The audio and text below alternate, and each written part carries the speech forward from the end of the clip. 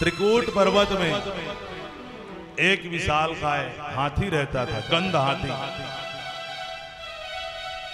हाथी की भी कई जातियां होती है। गंध हाथी मतलब उसका गंध जहां पे रहता था उसका गंध चारों तरफ फैला रहता था, कई कोस तक उसका गंध फैल जाता था। उसके गंध से जंगली जीव वहां तक नहीं आते थे। विशालकाय शरीर था। अब विशालकाय शरीर हो गया भैया, बताया ना, किसी का धन हो जाए, पद हो जाए, बल हो जाए तो अहंकार आ जाता है। इसको शरीर का ही अहंकार हो गया, मेरा इतना बड़ा शरीर है। सरोवर में स्नान करने के लिए बड़ा परिवार है, अपने परिवार को लेकर के जाता है। और जैसे स्नान करने लगा गर्मी के दिनों में, तो सरोवर के जल को ऊपर से नीचे कर दिया।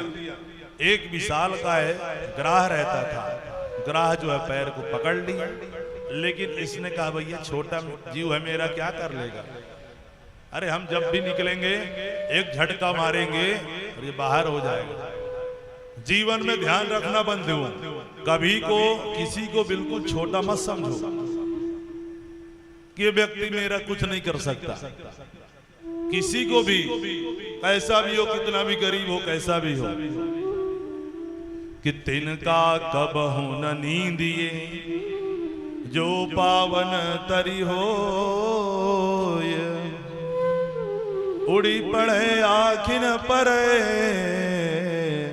तो पीर घनेरी हो।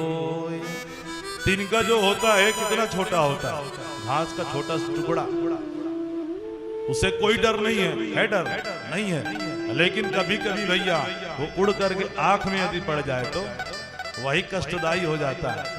इसलिए जीवन में किसी को हल्के में नहीं लेना चाहिए। इसने हल्के में लिया कि छोटा जीव मेरा क्या करेगा। स्नान किया, स्नान करने के बाद सभी हथनियां निकल गई बाहर, लेकिन अब कहे भैया चलो हम निकले, बहुत स्नान कर लिया। और जैसे निकलने का प्रयास करता है अब काहे निकल पाए, खींचा धीरे से जोर से, लेकिन नहीं खींच पा रहा है। हथनियों को बोला सूंड में सूंड लगा के सब एक दूसरे खींचे, महीनों तक युद्ध चला, लेकिन कोई भी नहीं खींच पाए। अंत में हथनियां जितने लड़के बच्चे उसके परिवार थे सब छोड़कर जो है जाने लगते। अरे बोले रुको रुको, कहां जा रहे हो।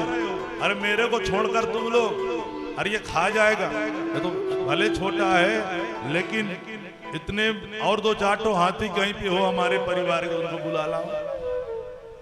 अरे बोले हम तुम्हारे पीछे का जीवन, अपना हमको भी भूख लगता है, प्यास लगता है। उसके पूरे परिवार जितने भाई बंधु थे सब छोड़कर जाने लगे। आज गजराज को ज्ञान हो गया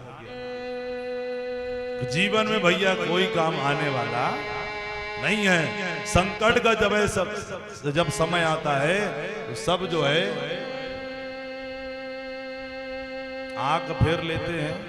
इसलिए भैया हमें भी ध्यान रखना चाहिए। गजराज को ज्ञान हो गया, लेकिन हम लोगों को ज्ञान नहीं होता। हम यही सोचते भैया ये काम आएगा, हमारा घर परिवार नात रिश्तेदार मित्र, लेकिन कोई कभी काम में आने वाले नहीं है। काम में आने वाले हैं केवल परमात्मा ही। इसलिए व्यवहार तो सबसे बराबर निभाओ भैया।